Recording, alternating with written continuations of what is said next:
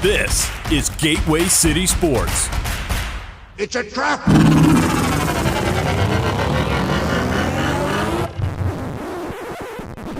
Oh, I'm sorry. Did I break your concentration?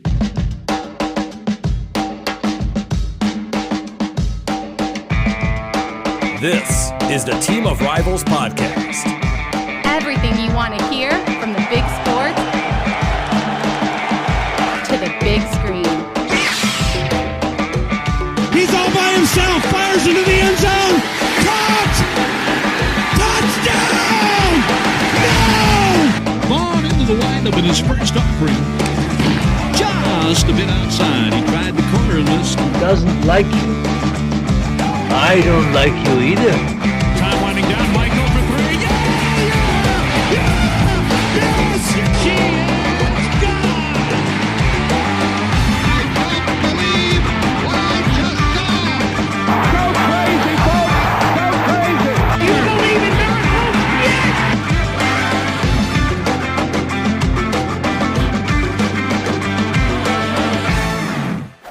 You may fire when ready. What?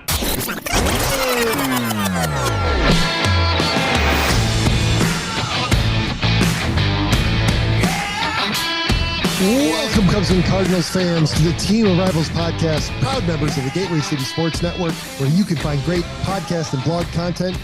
It's Labor Day weekend. So follow us on social media at Team of Rivals Pod, or find us online at teamofrivalspodcast.com.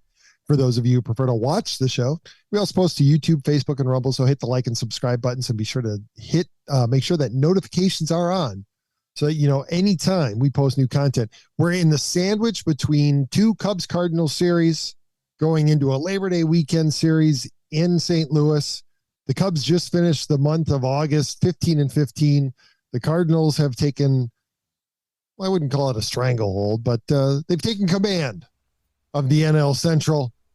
But look, the most important thing that we can talk about tonight, Ron, the thing that we absolutely have to start off with, is not only do we all recognize that he is a complete and utter idiot, Yep. Now Angel Hernandez has actually had it documented in court that he is a complete egomaniacal fool who lost his gig because he's terrible. Joining me for this week's show, co-founder of TOR number 104 in the 2021 edition of the Top Cards on Twitter, Ron Nuttall, not here because he and his wife are packing shit.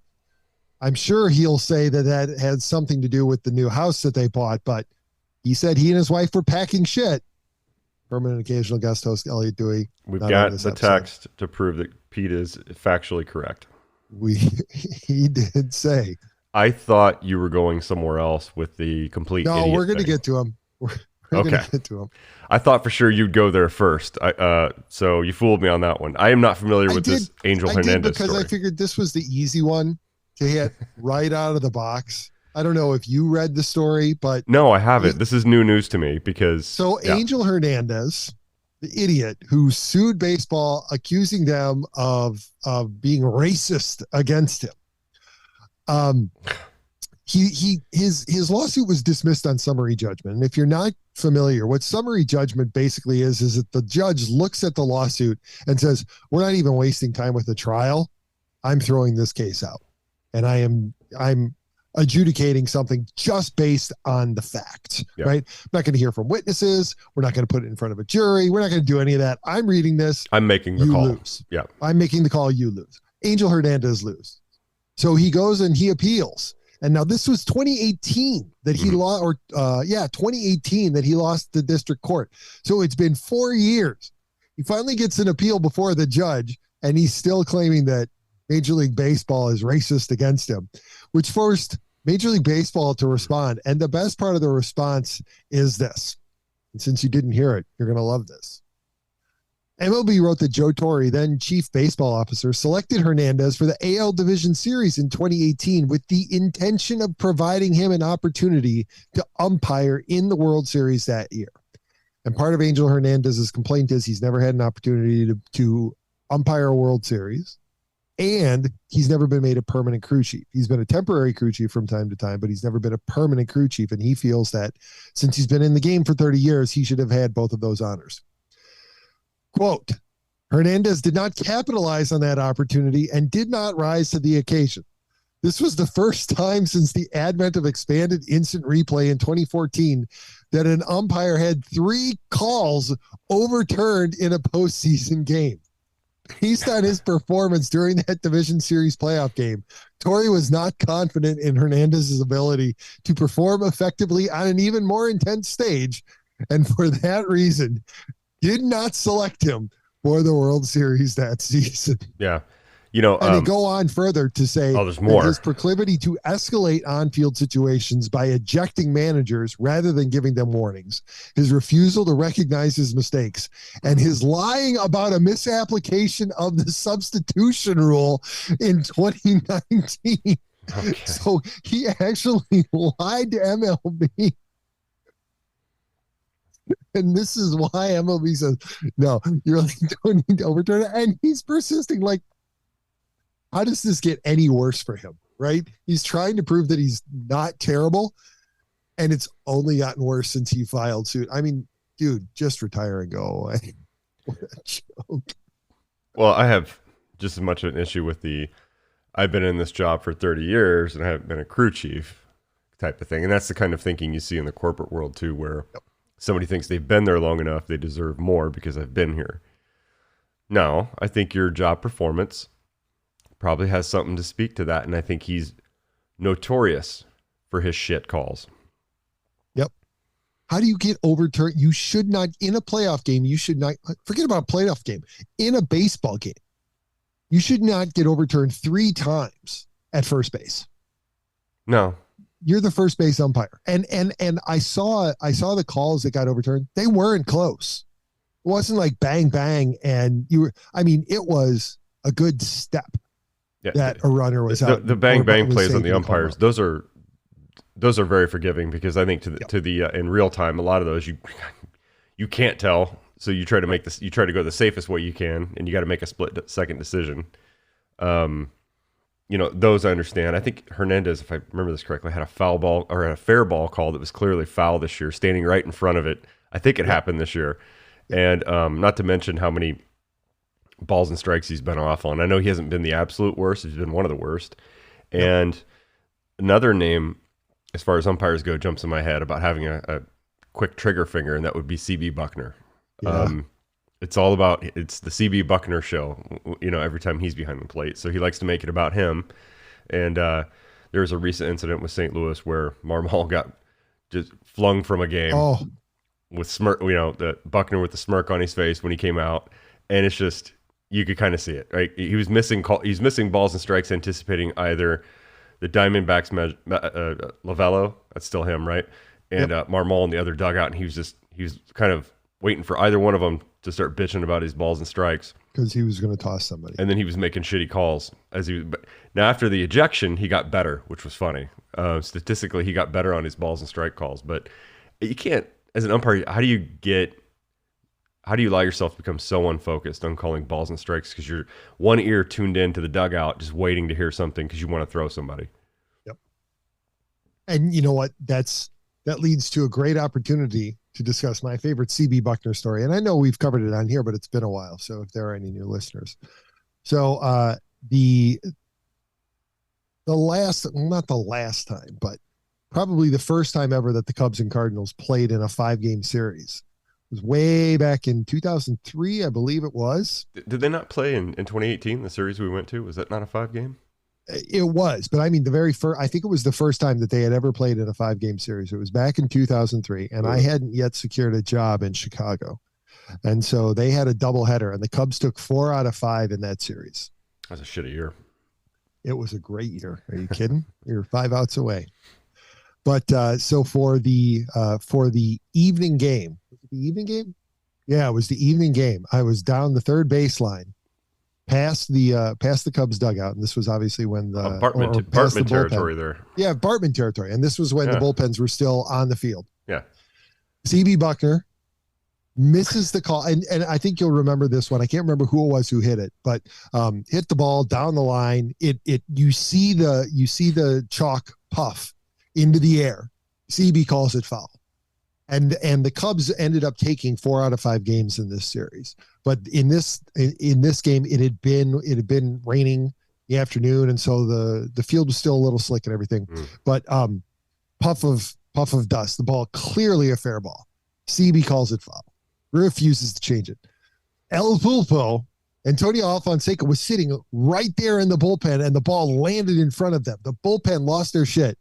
Alfonseca is outraged. He gets up. He goes running out there to yell at CB. And you remember, El Pulpo had a little pop. He arrived before he got there. Yeah. Let's put it that way. Yeah. He goes running out there to scream at CB, which, granted, that would have been enough to ring him up. But he goes running out there, tries to stop.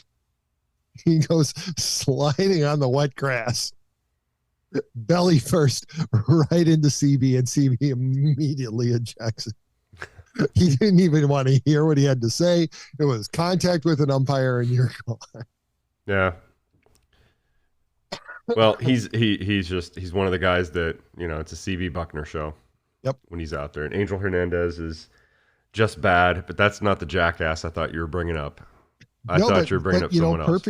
Perfect opportunity for us to go to another guy who decided to show us just how dumb he is. So, look, well, if you're a Cardinals fan, I'm sure you know this. But the Cubs fans who are listening might not have caught this one because it probably slipped under the radar with everything else that's going on, even though today's an off day for the Cubs.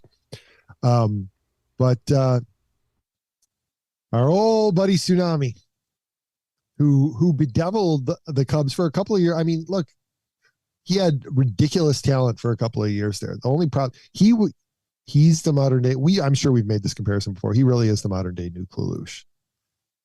He's got the $1 million arm and the 10-cent head, and he just went ahead and proved it after the Cardinals released him. He's on a minor league contract with the Red Sox. He gets popped for PEDs. And so while he's serving his 80-game suspension, he gets an 85-game domestic violence policy suspension. So you got to assume he's done, right?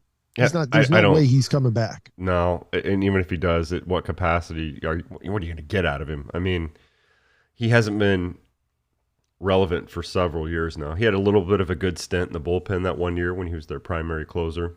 Yep. He never did really get back into the rotation. He's always gotten in his own way, and you hate to see that, right? Like you said. I felt like he had his head on somewhat square for a couple of years there when he was the Cardinals ace, an all-star a couple of times. But got in his own way. And you hate to see it, but at some point in time, we all crossed that line personally with him where, you stop feeling sorry for him. Like, all the chances in the world have been given to you. And, baseball aside, like, what are you doing? Look what your financial future could have. I mean, it's good. He's going to be fine anyway, right? But how much more could he have made over the life of that career by just being a professional, right? Making sure that, man, I don't do anything outside of these lines. Yeah, I'm going to live my life how I want, but I'm not going to do anything that's going to jeopardize my career that could take care of my family for generations. And that's what you piss away, and you hate to see that, but at the same time, you're like, God damn, man, if you couldn't recognize that right in front of you, I don't feel sorry for you.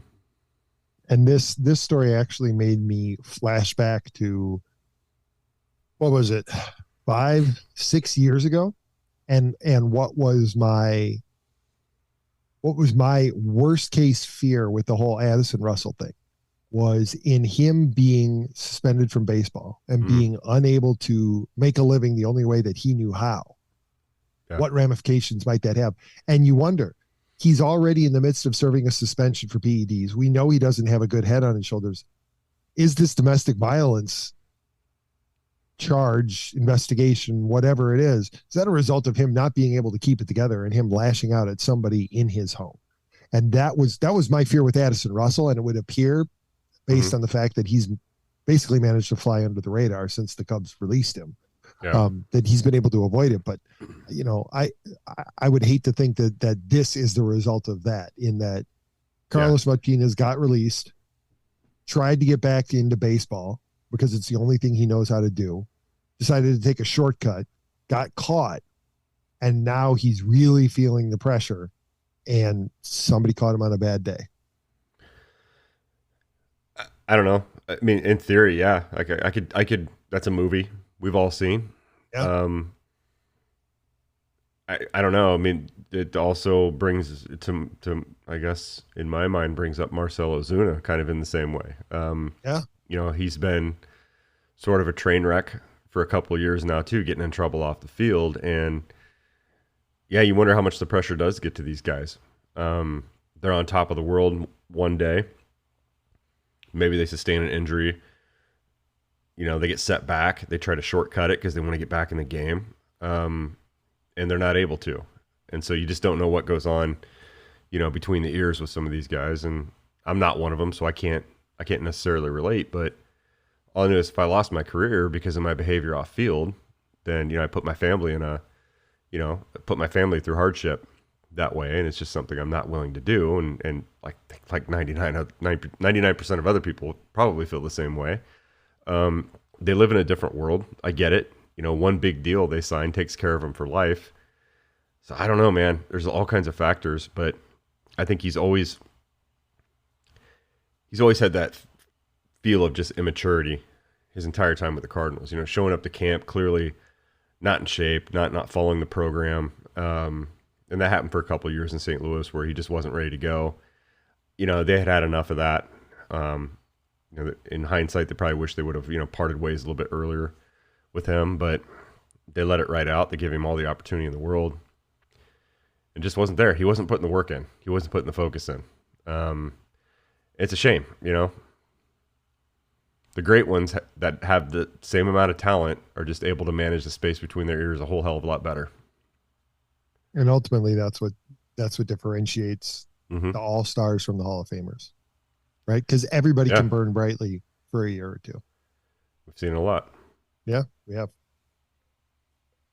On to happier news, although it could be damn depressing news for both sides of the rivalry if this actually comes through. Ron, I don't know if you caught this one. Yep. I don't know if I know what you're going to bring up. Okay, good. So on when the Cubs lost the other day to the Blue Jays, Dave Kaplan decided to do his recap. And at the end of the recap, I think he expressed every Cubs fan's nightmare, but also probably a few Cardinals fans' nightmares as well, in case you missed it. He's a 3-time All-Star. He's got the best arm in the National League. And I've already heard from people connected around the Cardinals that I know very well that they absolutely are going to be in play on Willson Contreras. You're cool if you're the Cubs, letting that dude leave and go down to St. Louis? Stop yourself. Let cooler heads prevail. Call his agent and just say, you know what? Maybe we should have gotten this done earlier, but let's get it done right now. So what do you think, Ron? Are you ready to see Willson Contreras don the birds on the bat? It wouldn't be the most horrible thing. Like, I don't know. Yeah, and here I am. I'm going to go taking shots at our, you know, Gen Z and millennial Cardinal fans who love every prospect more than they do a player over 30. Even if they're an all-star, they just hate them, right? So we've had this Kisner crowd forever. Before that, we had the Carson Kelly crowd. Now we got the Ivan Herrera is going to be, you know, the next Yadier Molina. I don't know what they have in their catching core beyond him. I can't say, you know, he's been about half capacity all year anyway. He does make a difference when he's there. Even you know, at the plate this year, he's been a shell of himself. He hasn't been very good. I'd have to say though that, you know, his presence being there behind the plate, you know, catching some of these younger guys, I think it does make a difference. But I don't know what they have in the future with the catching spot. It's just those are big shoes to fill. But bringing in a veteran who's been on winning teams, at least gotten a taste of that, knows what it's like, it wouldn't be the worst thing. We all know that Willson Contreras is a passionate player. I've always respected that about him, even though he annoys you as an opposing fan. You always know he's a passionate player. I just don't know, you know, his knowledge and his ability to think innings ahead of where, say, Molina's at right now. might be impossible to expect that from anybody. It wouldn't be the worst thing in the world. Now, with that said, he's going to be in demand this offseason, right? You got to think. Well, he's going to have a QO attached to him. Sure. And I think that that's going to be the consideration for every team, but especially for the Cardinals. Are the Cardinals willing to give up a draft pick, their draft pool, their IFA signing pool, and also see the Cubs get a high compensatory draft pick, right? Because the Cubs are probably going to end up picking somewhere in the top 7. The Cardinals get a competitive balance pick anyway, so it doesn't matter. I know. I know. So it'll finally. And I only said that because Elliott's not here. That's right. Look, if he wanted to come to St. Louis, that's fine. That'll be the next jersey Braden's asking for. That I have to get him annually every time they acquire somebody. He'd be well welcomed in St. Louis. His competitive fire and everything. That's the one thing I think he probably equals Molina on. Oh yeah, is just the will to win, right, and compete. So look, it's not something I would ever expect. You know how I go into these things. Like, no, I think there's going to be a couple teams chasing him down. Somebody's going to be willing to throw a little bit dumber money than somebody else. Cardinals in free agency have thrown away some dumb money. I will admit that. But for high ticket free agents, they typically don't really get into that game. So highly unlikely. I think Kaplan's trying to put the Cubs brass in fear and maybe get them to react to it a little bit quicker. I don't know how much they actually listen to the Chicago media, but maybe the Cubs will be willing to kick in an extra $5 million to another team to help, so he doesn't go to St. Louis. Yeah. Look, we'll fine letting him walk. We'll we've given him a QO. We'll take the high draft pick, but we'll kick in an extra, call it $3 to $5 million a year if you sign him, so he doesn't go to St. Louis. Although it's not like he's starting next year. You get the balanced schedule, so the Cubs are going to play the Cardinals less than they normally do. So he would be theoretically would do less damage to the Cubs. Which in theory, that's one of the things about the schedule that they've been talking about. This could really have an impact on trade deadlines and trades in general, because why you're reluctant to trade within division, because you're playing each other 18, 19 times a year, right? Right. You're only going to play him 12. Yeah, you reduce that by what, 33%. Yep. That impacts a little bit less. So I don't know. It'd be an interesting move. The Cardinals did make one FU signing against Chicago and Dexter Fowler, but I don't know if they really have the motivation to do that anymore. At least not right now. Mm-hmm. Well, here's what it boils down to. So that was my very long rambling about it. It comes down to the faith in the two guys they have behind the plate now that they'll have next year, in Kisner and Herrera. If they think one of them is the future, one of them can handle it, one of them can take the reins. If one of them is a leader enough, that's a leadership position with this organization. It has been for a long time, going back to Magic Mike Matheny back in 2000. They've always had kind of that captain behind the plate, and Molina picked up right where he left off. So for the last 22, think about this, man. Let this blow your mind a little bit. In the last 22 years, the Cardinals have had 2 primary catchers. Matheny was only there for 5 years, and then Molina's been there ever since. It's a captain's position to them.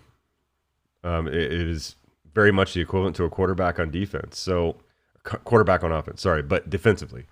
And but, if you think about it, if you're going to have an effective pitching staff, you have to have a great catcher.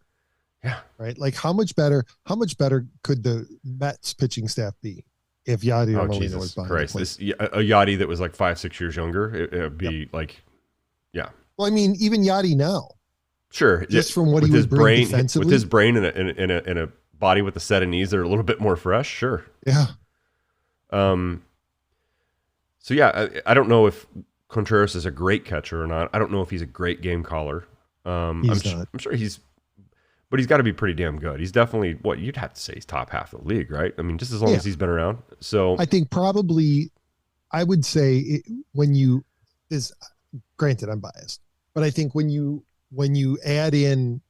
combine what he brings to the table offensively, yeah, and then combine what he does defensively, and it's hard to pin him down, but yeah, I would say he's probably average or above, slightly above average defensive catcher. But when you put those two together, he's definitely one of the top catchers in the game. Here's part of this the Cardinals may think they might not need next year, and that is, his bat is definitely not going to hurt that lineup. It'll do nothing but help it. You know, they have some right-handed sticks in there right now. You call it maybe even slightly right-handed heavy. Yeah. With the middle three, likely where you would want him. So I don't know if offensively, while he's a plus player in that for that position, offensive side of him is not what they need. I think they would prioritize defense over anything. And so if they believe that he's a better defensive catcher, is going to work with the staff better, they'll put value into that before they will offense, I would think. And the offense would just be a bonus. Be a bonus. You do that with a lot of up the middle players, right? Like you want that. Right. You want defensive first, steadiness, and whatever you can get in offense. In most cases, you'll take it. But yeah, and it's funny because I think the Cubs approach to this will be exactly the opposite.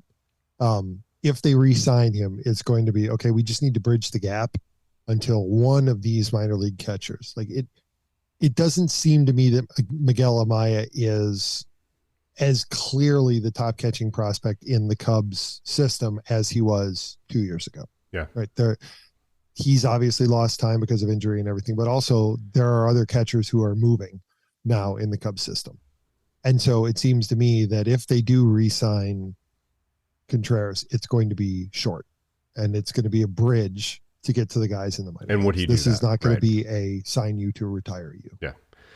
So, and at this point in his career, he might not, if he can get a longer term deal, he's likely to take that, I would think. So, yeah, I think so too.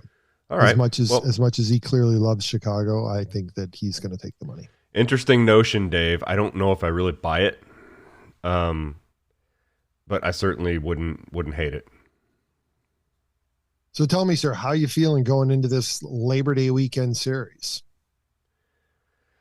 Better than if you would have asked me, say, a month ago. They've played pretty well. They've won three or four series in a row. They look a lot better. With that said, offense still has a hiccup or two where they just get shut down. When I mean shut down, I mean just shut down. It was over about, I think, a 22, 23 inning stretch. They managed to put up 3 runs in like 23 innings against the Reds on like 11 hits over a stretch there in this last series. Even though they won it, it took them 13 innings last night. They still have their moments where they can get shut down. And their big three in the middle just, don't do enough. One swing of the bat last night produced 2 runs for St. Louis up through like innings 1 through 12. One swing produced 2 runs, and they got nothing else. 0 for 16 with runners in scoring position at one point. That just doesn't get it done, right? So, or 1 for 16. No, 0 for 16 because that guy was on first when Arenado hit his 2-run home run. So, you're asking for trouble when you can't string some things together or do what you need to do. Other tiers that I enjoy drinking are, again, the younger Cardinal fan crowd who has been pissing and moaning about Albert being on the team when he signed, wondering why he's still playing this late in the game. And then you have Albert Pujols knocking in finally the 3rd run of the game in extra innings by actually hitting a fly ball to the outfield. So if you guys are wondering why they bring a player in like this, I don't care what condition Yachty's in or what condition Albert's in. They understand the game enough that sometimes they just know what to do. And they can get things like that done. Doesn't mean a young player can't, but we've seen these guys do it for years. Even in a diminished physical state, in a situation where you need the ball put in play. I know that's icky to some people who think about nothing but exit velocity and BABIP and all the other crap you can throw out there. Sometimes there's a lot to be said for just having a player that just understands the situation of the game and understands what they need to do. And he was able to do that last night, get him the 3rd run. Luckily, Mr. Newt Barr added a 2-run home run, which was the difference in the game. But, it took the right player at the right time last night in order to make that happen. And really, you got to have 3 or 4 guys in your lineup that know how to do that and can do it well. And they scare me at times, Pete, because when they get up against that good pitching, that Scherzer style pitching, this team, I don't have a lot of confidence that they can compete offensively with the top teams in baseball. Almost feel like you have to get lucky. And if you're banking on luck going into the postseason, good luck.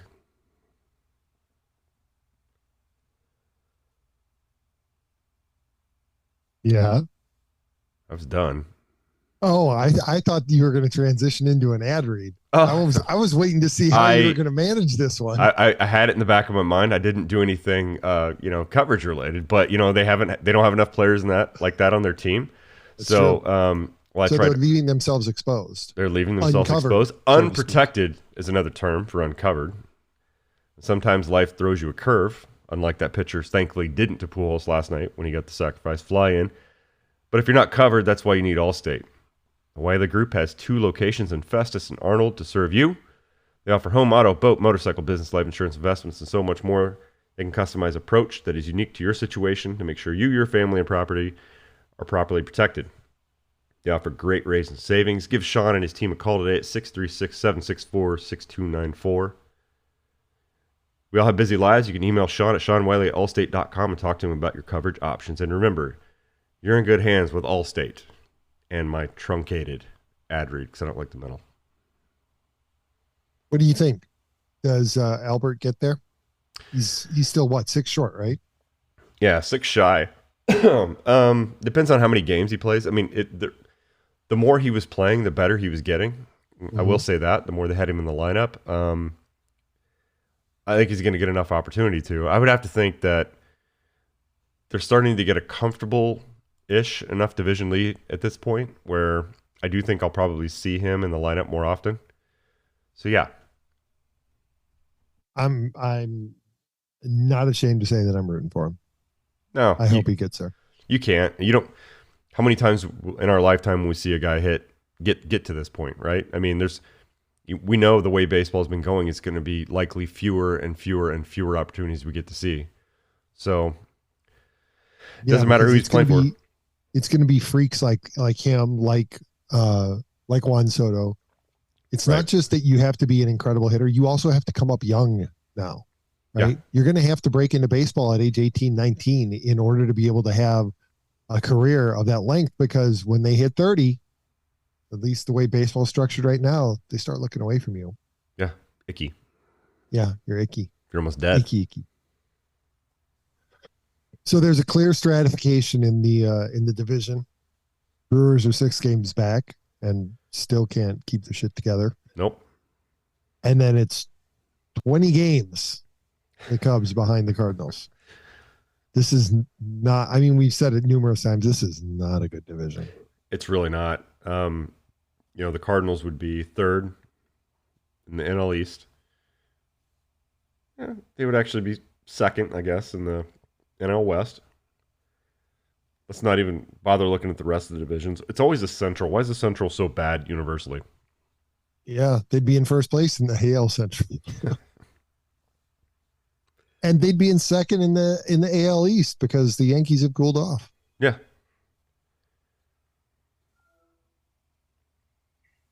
Call on the phone. All right. Bye.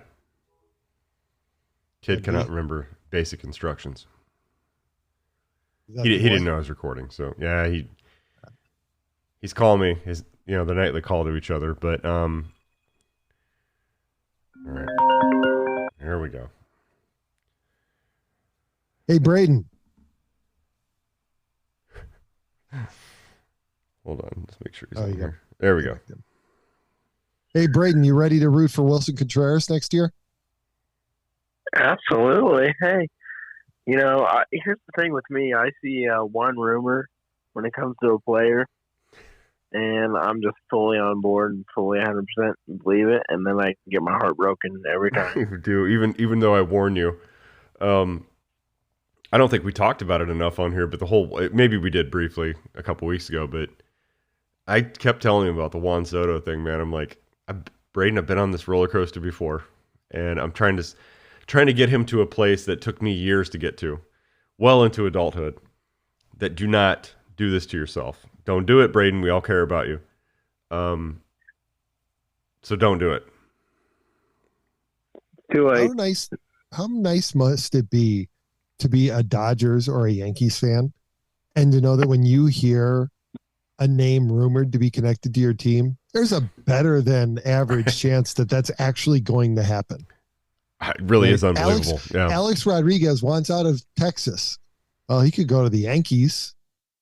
Like at that time in his career, anybody would have taken Alex Rodriguez and would have been thrilled. You know why it's even better to be a Yankees fan? Because even when you see a guy like A-Rod sign a huge deal to Texas, you know in a couple years he's coming to you. He's coming to Yankees anyway, right? Yeah. So what you're saying is Juan Soto is eventually going to end up either in pinstripes or Dodger up blue, the I-5 in Dodgers blue. Likely via free agency, yeah. Because I think San Diego probably tries to hold on to that for a couple of years, right? Even if they think, oh, good, we traded him to an East Coast team, come the next spring, they're going to be, staring at him up I-5, to your point, and that's likely to happen, man. Oh, it'd be nice. It'd be fun. I would love that. That must be a really, really nice feeling. To be a fan like that, know that hey, like the stars of the game are coming here. I know it. Right. Here you go. Shohei Ohtani is largely considered to be on the trade block. I mean, not obviously for this season. It's too late now, but this offseason, the expectation is that Shohei Ohtani is going to get traded somewhere. If his name gets connected to the Yankees or to the Dodgers, he's going. It's going to happen. They'll move heaven and earth and they'll land him. Yeah. The Cubs have been rumored as a potential landing place, but I have no faith that that's actually going to happen. No. It's a nice thing to dream on, but it's not going to happen. Our teams surprise us with the people, right? Marcus Stroman ended up in Chicago. I did not see that coming at all. Mm-hmm. What a pleasant surprise to wake up and read that one. But it wasn't rumored. It wasn't like, hey, Cubs are in on Stroman. No, he just signed a contract and came to Chicago. Yeah. The marketing pull he would have in one of those. Look, he's already in LA now, but let's just all call it what it is. It's with the Angels. Right. And my God, I hope Artie Moreno sells that team. It's the only hope they have. Well, he obviously is, right? The rumor is out that he is exploring the possibility of selling the team, which means that he's selling the team. Maybe he'll sell it to Stan Kroenke. You don't let that get out if you're not going to sell the team. Maybe Kroenke will buy him.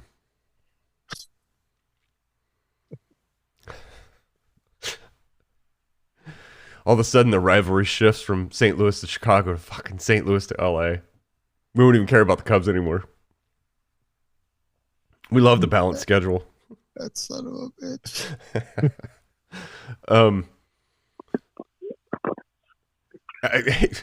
No matter where this guy goes, he's going to be a huge marketing pull. And Braden, sorry, he's not going to go to St. Louis. It just, if I'm not even, I don't even have to be John Mozeliak or pretend to think like he's thinking, which I don't know if it's possible. But I'm like, I'm going to have to give a truckload of prospects or whoever to the Angels for this, even for the short amount of time I might get to enjoy the Wayne Gretzky played for the Blues for 2 months. If you guys remember, while Mike Keenan was took the reins over, then he got the hell out of town. But, sorry, but the last big name we're ever going to see in St. Louis that carries that kind of gravity, Pete, is probably Wayne Gretzky. Shohei Ohtani, even though he doesn't have, how I feel about this, doesn't have that cred, he's still an amazing player with what he can do. Like, no chance to keep him in the Midwest. You just don't. I don't care how many fans they draw. I don't care how packed they are on a Tuesday, Wednesday night, which they would be to see him, even if he was there for 2 months. There's no chance in hell you're keeping that guy in the Midwest. It's just not going to happen. It's not going to happen. Braden, I'm sorry, but it's just not. He's a Japanese player. His appeal is probably going to be to the West Coast, I would think. But look, let's face it, like, the common Japanese baseball fan knows who the hell the New York Yankees are. Right? It's like I don't know shit about soccer, but I know who Manchester United is. You know, but they know who the Yankees are, and so he's going to be either. It's no, Pete. It's just a matter of time. Like, when's he going to show up in Yankee pinstripes? Like, it's going to happen, right? Or I wouldn't be surprised. I'm putting a 12% chance. This is going to make you laugh. It'll be like the fucking Mariners or something. Like some team that has no business being in this will dump high dollar, like Robinson Cano. You know, they'll dump funny money at a player, which they've been known to do from time to time. Yeah. So I'm like, yeah, that makes sense. I could see it be like the next Ichiro.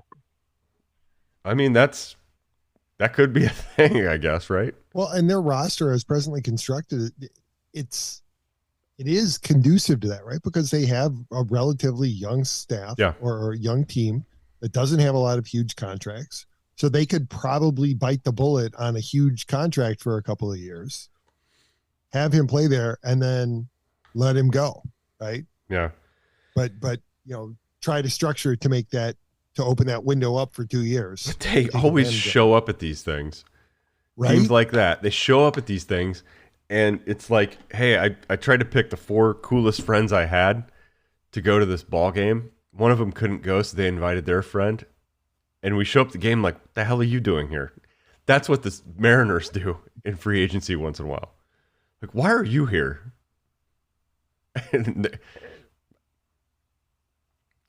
Yankees or Mariners, that's my call. Because Jerry Dipoto is going to get an itch. He's probably jonesing right now because AJ Preller won the trade deadline over him, and now he's got to figure out a way to get back in the limelight. That's like a what's the I just lost the name. What's the rival there in West Virginia, Kentucky? Hatfield McCoy. Oh yeah, that's what it's going to be like between those two. Yep, absolutely. Yep, I'm here for it. Yeah, I'd love to see what the fallout would be. I would love to see the two of them strike a deal. No, here's what I want. I want a 3-way deal between the Padres, the Mariners, and the Rays. Because the very next year the Rays would win the World Series because they would fleece both teams. And they would have nobody of any known name. No. They'd have a $25 million payroll, and they would win 115 games and sweep the playoffs. Yeah. Or no, it's the Rays. They're the Buffalo Bills of this thing. They're going to make it to the World Series, and then somebody who's spent a ton of money is going to upend it. Yeah, you know what? You're right. They would sweep all the way through Game 3 of the World Series and then completely fall apart and lose the last 4 games and be done. I don't think they'd fall apart. I think they'd lose the last 4 by like 1 run. Yep.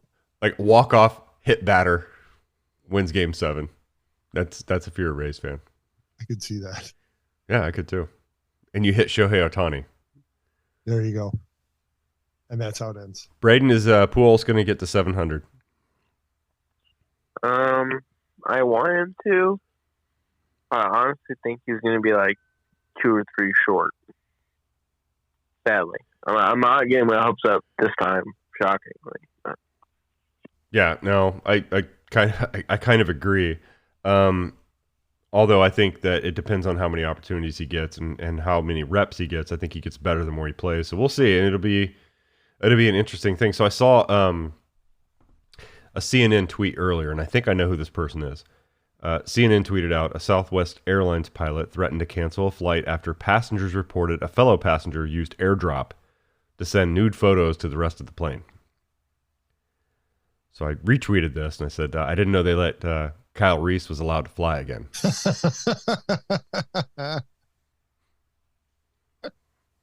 Wait, now were they nude photos of himself or were they nude photos Didn't specify, but I had to guess it was. So, himself or Tyler O'Neill, you sure? Tyler O'Neill. Yeah. Yeah. In an unrelated story, thousands of MILFs has just exploded.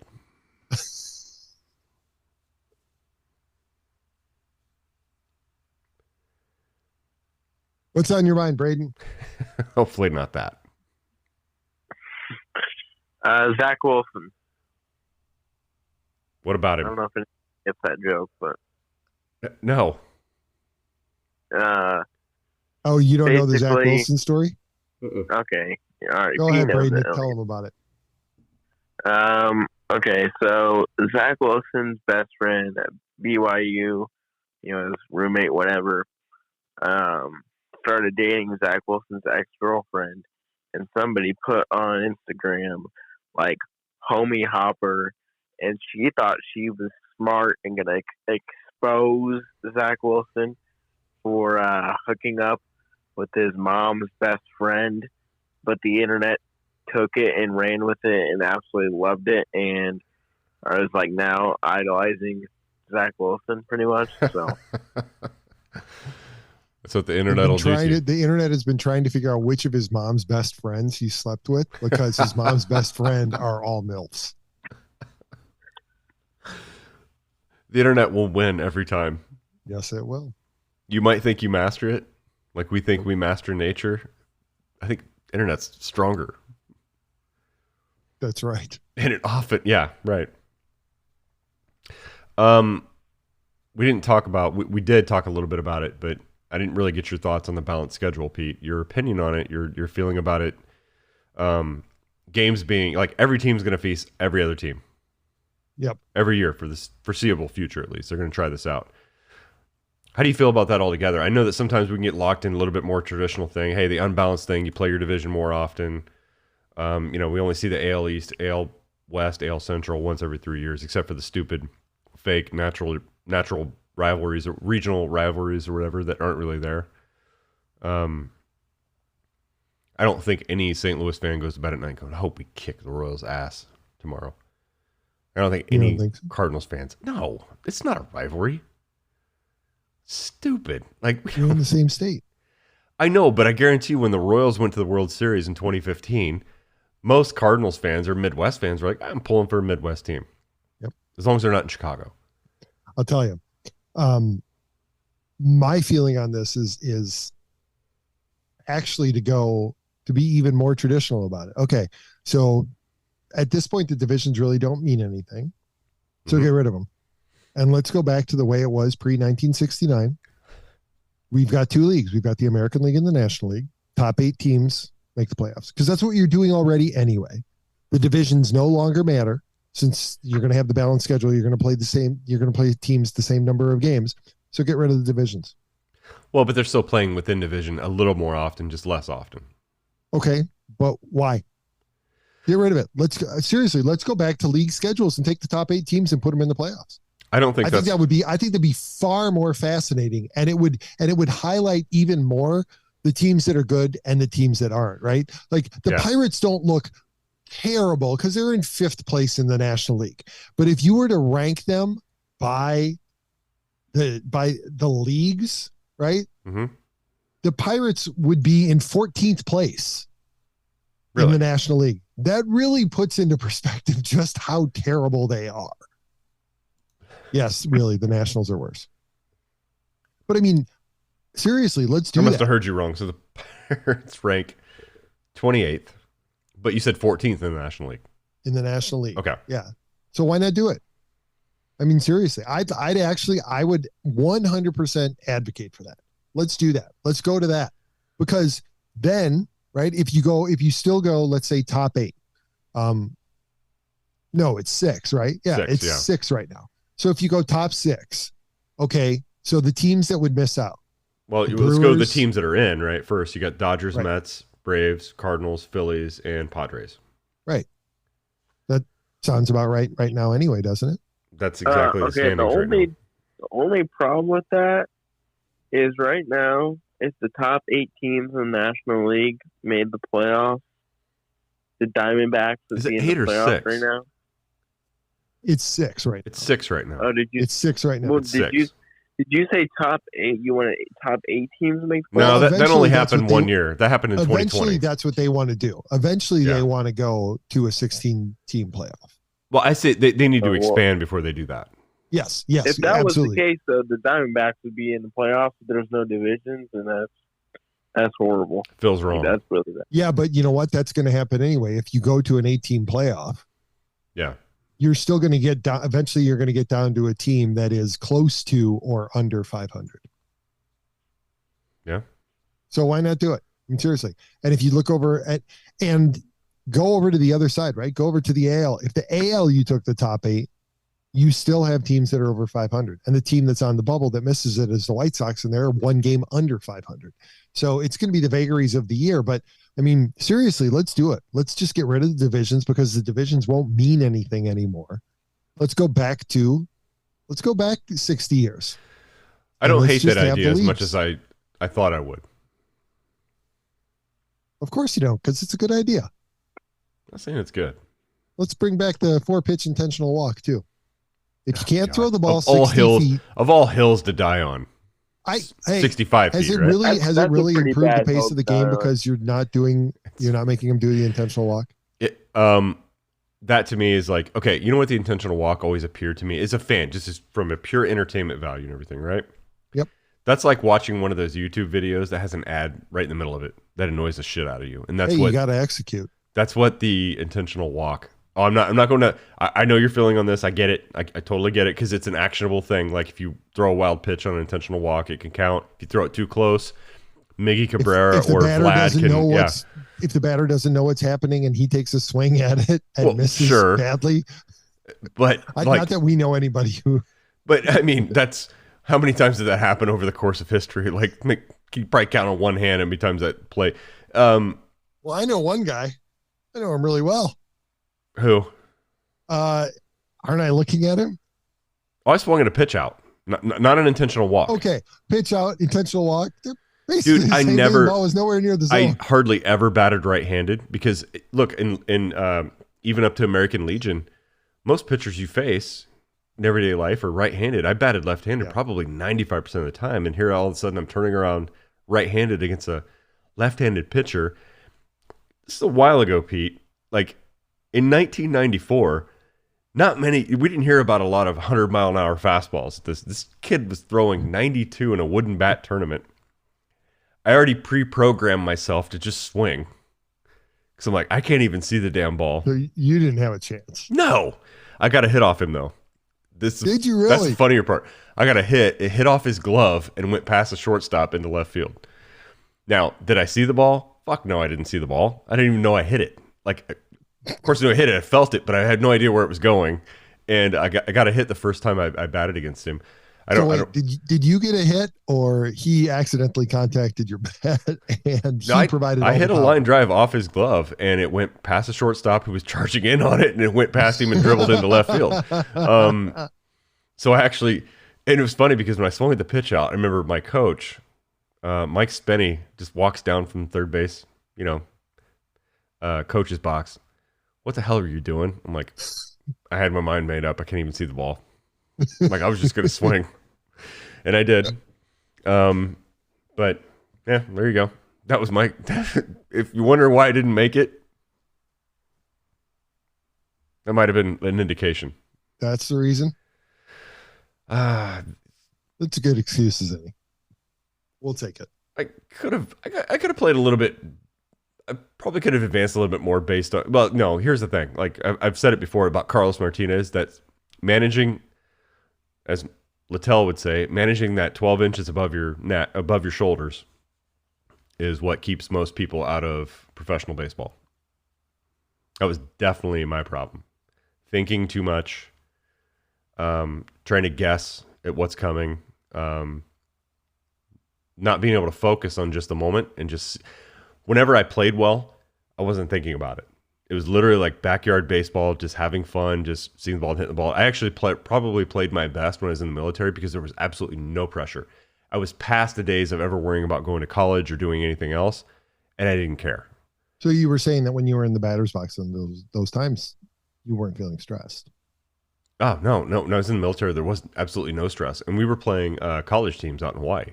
And the funny thing about that, Ron, is that we all know that buying a vehicle can be stressful. Yeah, you can do this one? Sure, why not? Okay, go ahead. But buying a vehicle doesn't have to be stressful. Just like, Ron stepping into the batter's box. It didn't have to be stressful. He just needed to manage those 12 inches above his shoulders. Every single time. See? And you can manage the 12 inches above your shoulders by heading over to 5th Street Motors in Pacific, Missouri, where they'll help you find a vehicle you need no matter what brand. 5th Street Motors believes in giving you the best price on a pre-owned vehicle that will fit your budget. So give Brandon or Don a call today, 573-259-1306. Manage those 12 inches above your shoulders and tell them that the Team of Rivals podcast sent you. There you go. Fair enough. Fair enough. All right, what's your prediction for the weekend? Let's start with B. Cubs Braden. Cardinals series coming, Braden. What do you think is going to happen? Cardinals take 2 out of 3. Okay, I go with that. I agree. I don't know who the matchups are. Let's look. I don't Montgomery disagree. goes tomorrow. Who goes tomorrow for the Cardinals? Montgomery. Oh, yeah.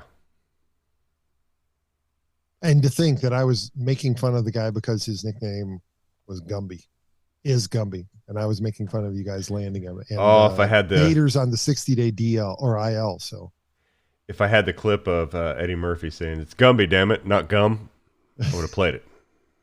I think we take the first 2 and we might lose the 3rd game because Michaelis has been a little shaky lately, and Stroman.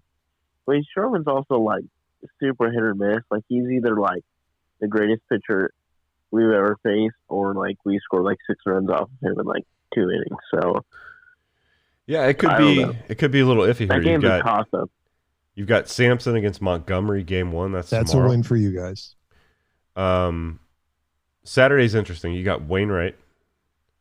Now, Wainwright, if he can get the young, eager Cub players aggressive, this guy can't throw over 90, but he's got command of that curveball and can spot that fastball when he needs to. I like their chances, but Smiley's been solid. Smiley's been solid. Yeah, you're right. Now that'll be an Albert game. Yep. So that'll be Albert watch definitely. Samson's a righty, right? Yeah. Then Sunday we have Michaelis against Stroman. Now Michaelis has had a pretty good year, but last couple starts, last game against the Reds, he was cruising until the 3rd inning and gave up like 5 runs. I think 2 out of 3 is probably the likely outcome. Games 2 and 3, I don't know, I'd go 50-50 either way there. Cardinals probably pull off 2 out of 3. And as soon as I say that, knock on wood. Yeah, I think if the Cubs bullpen wasn't so stressed after this last month, I think I read today that they were the most used bullpen in baseball in the month of August, and that's only gonna serve to hurt them. So I think that I think you're right.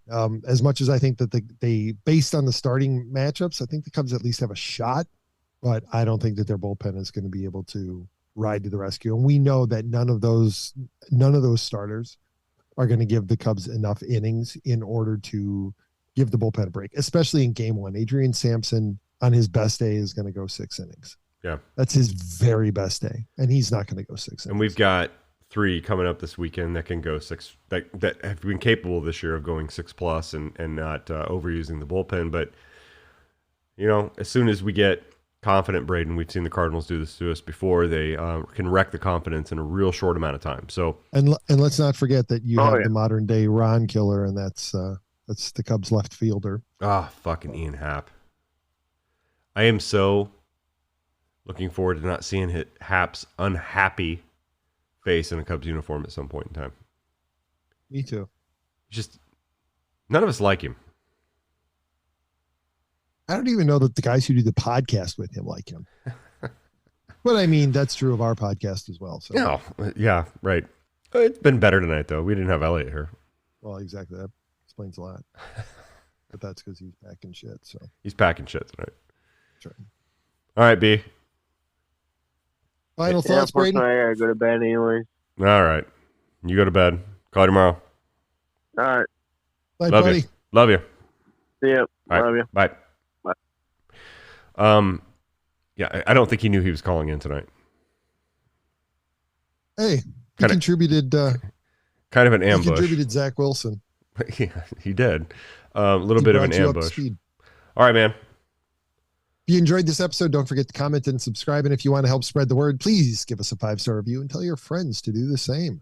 We're available on Apple Podcasts, Spotify, and wherever else you listen to podcasts, as well as Rumble, Facebook, and YouTube. Be sure to check out the other Gateway City Sports Network podcasts, including the Derek King Sports Show and Talking Sports in the Bleachers with Don Glenn.